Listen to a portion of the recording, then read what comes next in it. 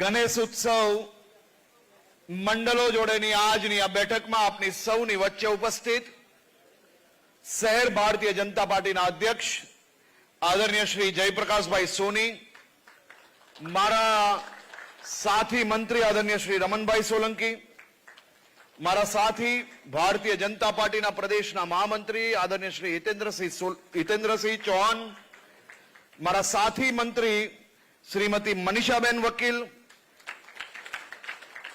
અમારા દંડક શ્રી બાલકૃષ્ણભાઈ શુક્લ, શ્રી શબ્દશરણભાઈ બ્રહ્મભટ્ટ, શ્રી નીતિનભાઈ ઠાકર, ઉમેદવાર શ્રી સતીશભાઈ પટેલ, શ્રી રસિકભાઈ પ્રજાપતિ, ડોક્ટર વિજયભાઈ શાહ, મારા સાથી ધારાસભ્ય શ્રી કેવુરભાઈ રોકડિયા, પૂર્વ મેયર નિલેશભાઈ, લકુલેશભાઈ, શ્રીમતી ગીતાબેન અને ઉપસ્થિત સૌ ગણેશ ભક્તોને હું બે હાથ જોડીને વંદન કરું છું, અભિનંદન આપું છું. ગણપતિ બાપ્પાની વાત આવે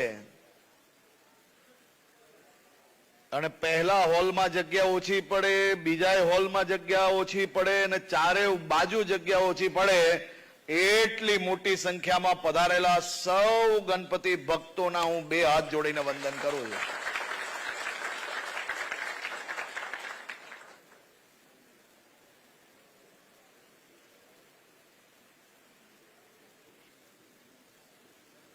ગણેશ ભક્તોને જ્યારે ગણપતિજીની પૂજા અર્ચના વિધિ આપણે જ્યારે કરતા હોઈએ ત્યારે જરૂરથી લોકમાન્ય તિલકજીની યાદ તો આવે ને આવે જ. જે લોકમાન્ય તિલકજીએ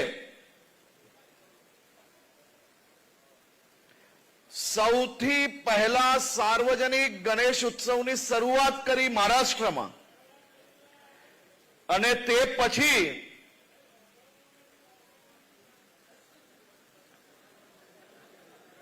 સૌથી પહેલા કયા શહેરમાં સાર્વજનિક ગણેશ ઉત્સવની શરૂઆત થઈ?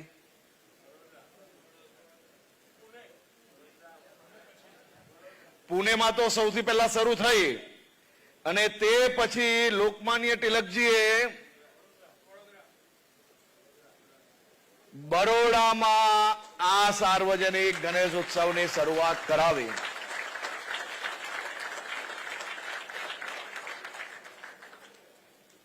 એ વડોદરાના કયા અખાડામાં સૌથી પહેલા શરૂઆત થઈ? એ માનેકરાવ અખાડાથી 125 વર્ષ પહેલા આપણા વડોદરામાં ગણપતિ દાદાની સ્થાપના થવાની શરૂઆત થઈ અને આજ સુધી વડોદરા શહેરના ખૂણે ખૂણે બાપા આપને સૌને આશીર્વાદ આપવા તો આવે ને. અને બાપાની એન્ટ્રી જેવી વડોદરામાં ચાલુ થાય એવું જાણે કે ઉત્સવના તહેવારની શરૂઆત થઈ ગઈ હોય એવો માહોલ બની જાય કે નહીં? આજે મેં અમારા પોલીસ કમિશનર શ્રીને કહ્યું છે કે બધા અમારા ગણપતિ ભક્તોને ઓછું હેરાન કરજો અને વધુ સુવિધાઓ આપજો ભાઈ.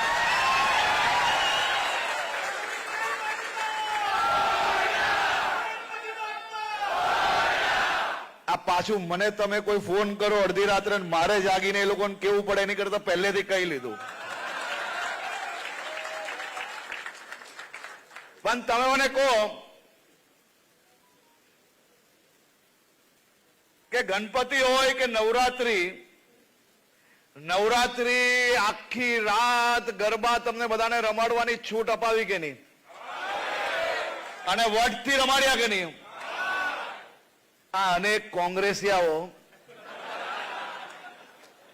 એમને એવું લાગે કે નવરાત્રી એટલે ભારતીય જનતા પાર્ટીનો તહેવાર છે. ભાઈ, તમે આ આપણો ગુજરાતની ઓળખ હતી, તમે ભારતીય જનતા પાર્ટીની બનાવી લીધી.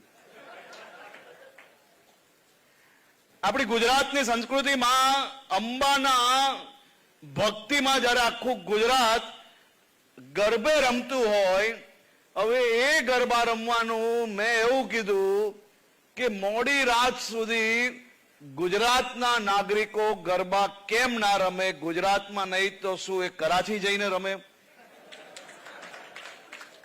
હવે આ કોંગ્રેસીઓને સીધું પેટમાં દુખ્યું. હજી 24 કલાક નથી થયા અને મારા નામની PIL હાઈકોર્ટમાં કરી નાખી. મેં નક્કી કર્યું કે ગુજરાતના નાગરિકોએ ગુજરાતની આસ્થા, આપણા તહેવારો આ ઉજવવા માટે કોઈ 1, 2, 5 કોંગ્રેસીઓને ના ગમતું હોય તો 2 રોટલી ઓછી ખાય. આપણે તો વટથી ગરબા રમાડવાના છે.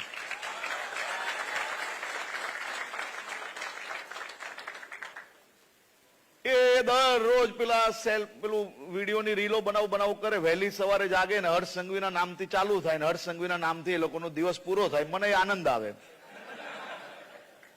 મેં ઊંધું કર્યું. એ લોકોને રીલ બનાવવાનો સમય ચાલુ થાય ને ત્યાર સુધી ગરબા રમાડ્યા. મેં કીધું લો, અને ગરબા રમીને વહેલી સવારે તમે બધા ઘર તરફ જાઓ ત્યારે રસ્તામાં કોઈ બી દુકાન બંધ મળતી હતી? અને વટથી મારા ગુજરાતના મધ્યમ વર્ગના વેપારીઓ, નાની નાની હોટલો, દુકાનો વાળાએ વેપાર કર્યો કે ના કર્યો? હા. હવે આ હજારો લાખો વેપારીઓના ઘરમાં નવરાત્રીના સમયે દિવાળી જેવો તહેવાર બનતો હોય તો એમાં કોઈને પેટમાં દુખવું જોઈએ ખરી? અને આ વટથી ચલાવવું પડે કે ના ચલાવવું પડે? તો તમારા બધાનો સહયોગ હશે તો ગાભા ફાડી નાખશો આપણે. કોઈ ચિંતા કરવાની જરૂર નથી. એ પેલું બમ બમ બમ બમ બમ આમ બોલ બોલ કરે ને હું મારું કામ કરતો જાઉં છું. દેખા જાયગા, જે થવું હોય થાય. બાકી તમારા બધાના આશીર્વાદ છે જ. એટલે આ વખતે ગણપતિમાં, હું તો ગયા વર્ષે ગણપતિમાં અહીંયા દર્શન કરવા આવેલો, ખૂબ આનંદ આવ્યો. અને હું તમને સૌ મંડળના કાર્યકર્તાઓને સાચા હૃદયથી અભિનંદન આપવા માંગુ છું. તમે ભક્તિ જોડે જોડે સામાજિક સંદેશ જે ખૂબ મહત્વનો આપો છો, એ અદ્ભુત કામગીરી છે. ગયા વર્ષે અનેક સ્થળો પર મારે જવાનું થયું. દરેક જગ્યા પર કોઈક ને કોઈક સામાજિક સંદેશ હતો જેની આજના સમયમાં અતિ આવશ્યકતા છે. અને જે કામ તમે કરી રહ્યા છો એ અદ્ભુત કામગીરી છે. અને આ જ કામગીરીને આગળ વધારતા આ વર્ષે આપણે લોકો કેમ એવો સંકલ્પ ના લઈ શકીએ કે આખા મંડપમાં પ્લાસ્ટિક નામની વસ્તુ અમે વાપરશું નહીં. આખું વડોદરામાં ગણપતિજીની જે સ્થાપના કરી છે ને, એ વિસ્તાર તો સ્વચ્છ હશે જ, પણ જે વિસ્તારે ગુજરીને લોકો આવતા હશે ને એમાંય ગંદકી નહીં કરવા લઈએ. વડોદરાને સ્વચ્છતાનો સંદેશ આપણે આ વખતે ગણપતિ ઉત્સવમાં આપી શકીએ કે ના આપી શકીએ? અને જો આપણું શહેર સ્વચ્છ બનશે એમાં કોઈ નુકસાન આપણને ખરી ભાઈ? જો આપણા મંડળની આટલી મોટી શક્તિ હોય અને આપણા મંડળોમાં જો હજારો લાખો લોકો ગણપતિજીની પૂજા અર્ચના માટે આવતા હોય તો પૂજા અર્ચના જોડે જોડે કોઈક સામાજિક જ્ઞાન લઈને જશે તો કોઈ નુકસાન ખરી આપણને? તો મારી આપ સૌને અપીલ છે કે જે શહેરમાં આપણે જન્મ્યા છે, જે શહેરે આપણે પાપા પગલી ચાલતા શીખવાડીને આજે આટલા મોટા આયોજન કરવાની શક્તિ આપી હોય, એ શહેરને સ્વચ્છ રાખવાનો સંકલ્પ જો આપણે વડોદરાના સૌથી શક્તિશાળી, વડોદરાનું સૌથી શક્તિશાળી તહેવાર ઉત્સવ અને જ્યાં લાખો લોકોની લાગણી જોડાઈ છે એવા ઉત્સવ થકી જો આપણે આ પ્રયાસ સાચા હૃદયથી કરશો તો હું 100% એવું માનું છું કે તમારા થકી વડોદરાને વધુ સ્વચ્છ બનાવવાનો તો અવસર મળશે જ, સાથે સાથે તમને કદાચ અંદાજો નહીં હશે પણ તમે એક પગલું આગળ ચાલશો ને, માત્ર એક પગલું, આ એક પગલું તમે આગળ ચાલશો એટલે વડોદરા શહેરના હજારો સ્વચ્છતા દૂતોની કમર તૂટતી બચી જશે તેવો મને 100% વિશ્વાસ છે. તો મારી આપ સૌને બે હાથ જોડીને અપીલ છે કે આવી કામગીરીને આપણે દિલથી અપનાવીએ. સમાજ માટેની આપણી જે ફરજ છે એ વધુ મજબૂતાઈથી અપનાવીએ અને આ વર્ષે કોઈ એક દિવસ નક્કી કરીએ કે એ દિવસે સૌ મંડળો ભેગા મળીને, તમારા બધા જ મજબૂત મંડળો છે ભાઈ, તમારે કોઈ સ્વચ્છતા માટે પોતે મહેનત નહીં કરવી પડતી હશે, હું 100% માનું છું, પણ આ વર્ષે એકવાર, ખાલી એકવાર બે હાથ જોડીને દિલથી વિનંતી કરું છું કે કોઈ એક દિવસ એવો નક્કી થાય કે બધા જ કાર્યકર્તાઓ પોતે જે લાઈન લાગતી હોય લોકોની ત્યાંથી લઈને ગણપતિજી જ્યાં બિરાજમાન હોય એ સ્વચ્છતા જાતે કરે.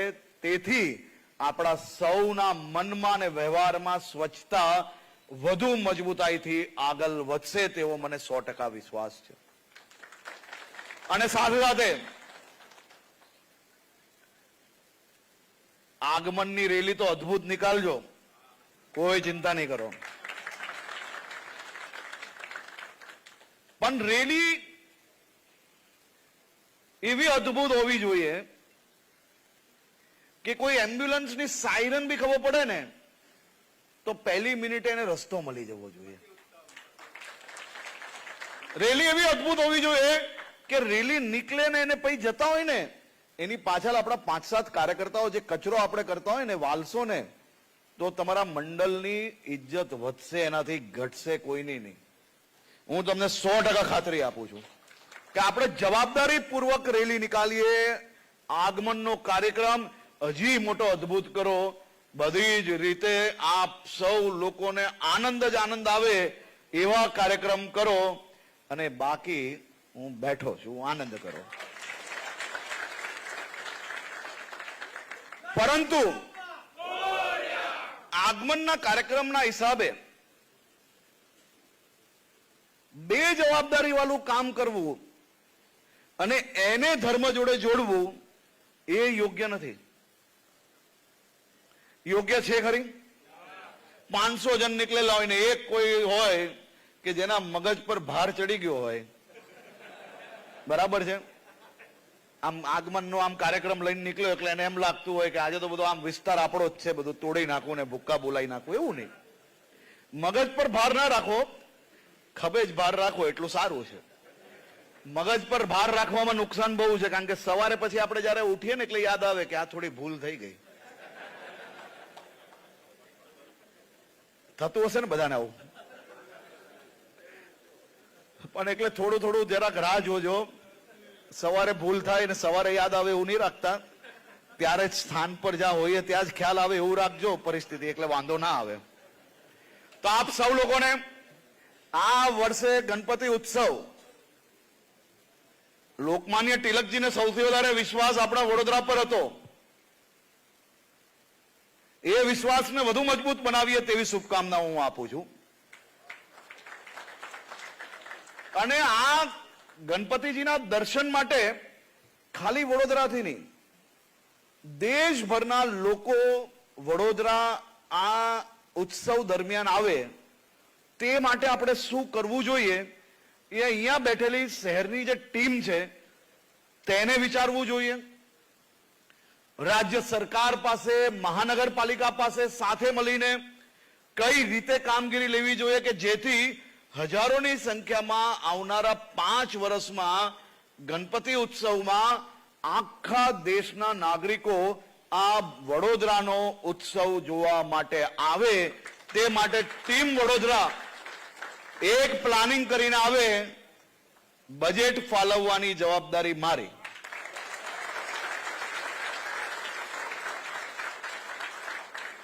એક મંડળ માટે આપવા માટે નહીં લાવતા કે ભાઈ આ મારી બાજુમાં, મારી સોસાયટીની બાજુ વાળો છે, આને આપી લો, મારી સોસાયટીની બાજુ વાળો છે. આપણે વડોદરા માટે કરવું જ કઈ. વડોદરા શહેરને મજબૂત કરવા માટે તમને કદાચ અંદાજો નહીં હશે કે તમારા આ ગણપતિ ઉત્સવમાં કેટલી તાકાત છે. મને અંદાજો છે, હું કેટલાય વર્ષોથી આવું છું અને હું જોઉં છું કે કઈ આસ્થા જોડે તમે લોકો આટલી મોટી વ્યવસ્થાઓ ઊભી કર્યો છે. પણ એને વધુ મજબૂત કરવા માટે હવે પ્લાન કરવો પડશે. એને કઈ રીતે કરવું, કઈ રીતે આગળ વધારવું. 5 વર્ષનો પ્લાન બનાવીને 5, 25, 30 લોકોની જે આયોજક મંડળની કમિટી છે, એમાંથી એક 2 લોકો જે લાંબુ વિચારી શકે, જે 5 વર્ષ પછીનું વિચારી શકતા હોય, એવા 25-30 લોકોની એક કમિટી બનાવીને આપણે એને દેશભરમાં આનો પ્રચાર કઈ રીતે કરવો તેની વ્યવસ્થા એ પ્રમુખ સાહેબ તમે બેસીને જરાક કરાવરાવો. રમણભાઈ જરા પાછળ પડીને કરાવરાઈ લેજો ફટાફટ. કારણ કે નહીં તો 2-5 વર્ષ નીકળી ના જાય. આપણે ફટાફટ કરી લેવું છે પાછું. આપણે ફાવતું નથી પેલું બધું.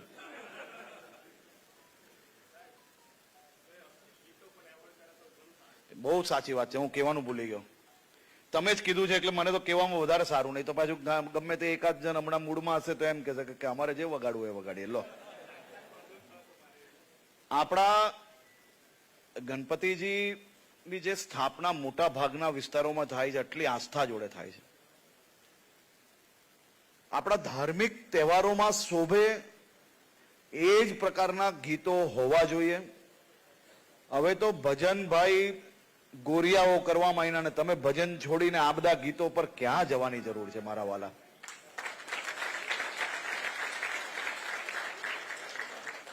એટલે ભજન સિવાય ના જ વાગવું જોઈએ. ને તમે બધા કહેતા હોય તો આપણે પોલીસને એમાં કડક કરી લઈએ, ભજન સિવાય વગાડે એટલે આમ કરીને આમ ચાકી પાડ લઈએ. પણ પછી તમે બધા પાછા નહીં આવતા કે ના ના તો હેરાન કરે છે. હા, બધા નક્કી કરીને કહી લો. સાચા ભક્તો હોય એ બધા કહી લે કે આપણે શું કરવું છે, એટલે આપણે નક્કી કરી લઈએ.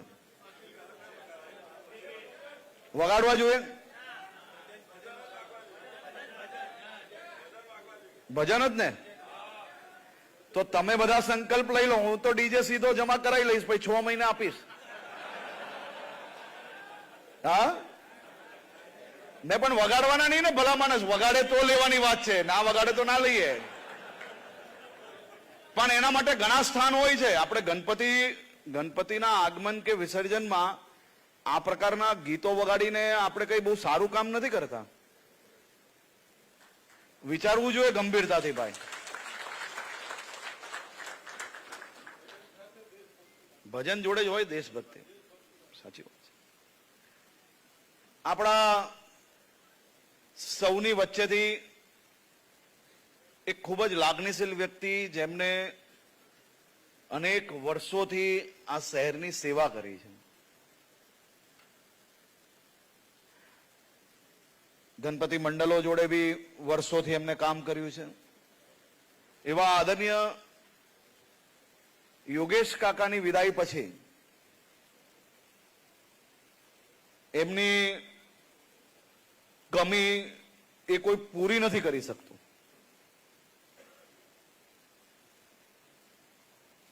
હું હંમેશા એમને કહેતો હતો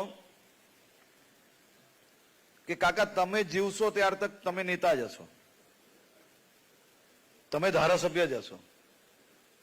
અને એ સાચું બી પડ્યું. એમની કમી છે, એમની ખોટ કોઈ બીજું પૂરી નથી કરી શકતા. પરંતુ એક વ્યવસ્થાના ભાગરૂપે સમયસર ચૂંટણીઓ આવતી હોય છે અને એ ચૂંટણીમાં ભારતીય જનતા પાર્ટીએ, મને યાદ છે અમે યુવા મોરચામાં નવું કામ કરતા હતા અને અમારે સતીશભાઈ ત્યારથી અલગ અલગ જિલ્લાઓમાં પ્રભારી હોય, ક્યાંક વડોદરા શહેરની જવાબદારી હોય, તો ક્યાંક પ્રદેશની જવાબદારી હોય, ક્યાંક બીજા જિલ્લાની જવાબદારી હોય. એક વસ્તુ પાક્કી, સતીશભાઈ બોલે કડક, પણ મનમાં આજે એ લોકોનું હિત જ છે. હું તો વર્ષોથી જોઉં છું એમને. ગાંધીનગર સચિવાલય આવે એટલે લોકોના કામ લઈને જ આવ્યા હોય. કોઈ સમાજનું કામ છે, કોઈ સોસાયટીનું કામ છે, કોઈ અલગ અલગ વિષયોના કામ છે. અને એક વસ્તુ સારી, આપણે સતીશભાઈ બી કોઈ બી મંત્રીને ત્યાં ટેબલ પર જઈને પલોઠી મારીને બેસી જાય એવા છે. જો કોઈ લોકોનું કામ હશે, લોકહિતનું કામ હશે, તો પાક્કું કોઈ બી મંત્રીનો જબ્બો પકડીને ઉભા રાખીને કામ કરાવી શકે એવા છે મજબૂત.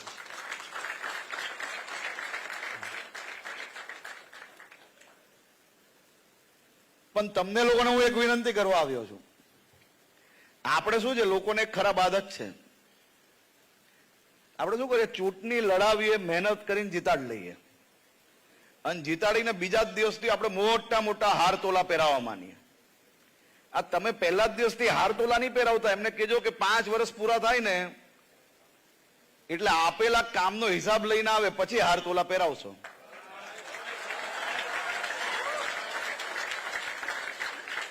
એટલે હમણાં તમે 2-5 દિવસ લાગીને બરાબર જીતાડો, અને પછી હાર તોલાની બદલે કામનું લિસ્ટ આપી લેજો એમને કે આ બધા કામ છે, પૂરા કરો, ને પછી મળીએ છે શાંતિથી. ચાલે કે ના ચાલે? હા, પણ હું તમને પાક્કું કહું, પાછા આ પકડી લેવા જ કામ. એટલે પૂરા થાય તો પછી હાર તોલા કરી લેજો, નહીં તો પછી એ મને કહેશે કે તમે તો બધેથી બાકી રાખ્યા અમને. તો આપ સૌ મિત્રોને ખૂબ ખૂબ અભિનંદન. અને આ વર્ષનું આપણે ગણપતિજીની જે સ્થાપના છે, ગણેશ ચતુર્થી, એ અદ્ભુત રીતે આપ સૌ લોકો પૂરી આસ્થાઓ જોડે બનાવી શકો તેવી શુભકામનાઓ આપું છું. અને આ વર્ષે શહેર ભારતીય જનતા પાર્ટી જ્યારે મોકો આપશે ત્યારે આપ સૌને મળવા ફરીથી આવીશ. આપ સૌ લોકોનો ફરી એકવાર ખૂબ ખૂબ આભાર. ખૂબ ખૂબ આભાર માનનીય નાયબ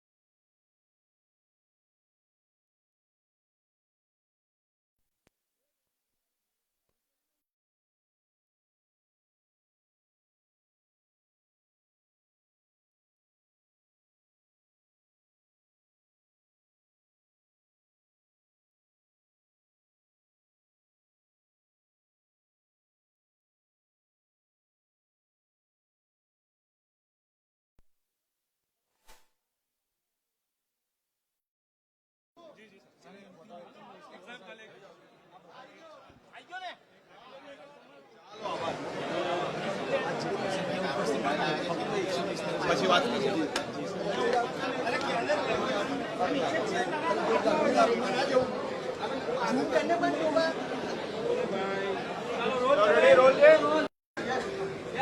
આજે વડોદરા શહેરમાં ચેમ્બર ઓફ કોમર્સ ખાતે વડોદરા શહેરના વેપારી મંડળો જોડે બેઠક કરવાનો અવસર પ્રાપ્ત થયો. સૌ વેપારી મંડળો દ્વારા ભારતીય જનતા પાર્ટીના ઉમેદવાર શ્રી સતીશભાઈ પટેલ જોડે ખૂબ મજબૂતાઈથી જે પ્રકારે વ્યવસ્થાઓમાં કાર્યકર્તાની જેમ જોડાઈને ભારતીય જનતા પાર્ટીને ભવ્ય વિજય અપાવવા માટે કાર્ય કરી રહ્યા છે તે બદલ એમનો આભાર બી માન્યો. પછી વડોદરા શહેરના સાર્વજનિક ગણેશ ઉત્સવ મંડળો જોડે એક બેઠક કરવાનો અવસર પ્રાપ્ત થયો. સૌ મંડળનો ઉત્સાહ એ અદ્ભુત છે અને આ વર્ષે ફરી એકવાર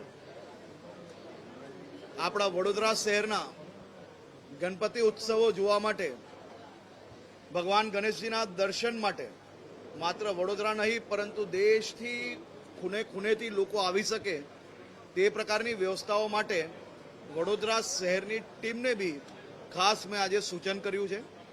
સૌ મંડળો જોડે મળીને સામાજિક સંદેશને હજી વધુ મજબૂત કરવા માટે અમે કામ કરીશું. આભાર.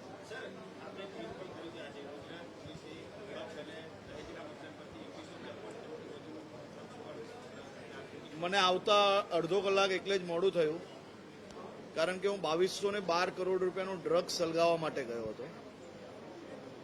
2212 કરોડ રૂપિયાના ડ્રગ્સના ભૂક્કા બોલાવી લીધા છે અને આ ડ્રગ્સ વેચનાર લોકોના બી ભૂક્કા બોલાયા છે. મોટા ભાગના લોકો પર જે કોઈ આરોપ હતો એ આરોપ કોર્ટની અંદર સાબિત થયો છે. 65% જેટલો કન્વિક્શન રેશિયો આ વર્ષે આવ્યો છે જે દેશભરમાં સૌથી નંબર 1 પર છે. બોલો.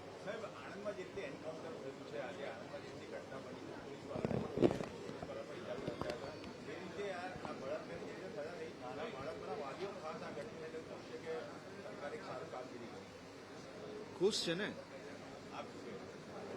મારે તો લોકો ખુશ એટલે અમે ખુશ હોઈએ, બાકી કઈ ના હોય. હું હમણાં જવાનો છું આનંદ, પછી વાત કરીશ ત્યાં.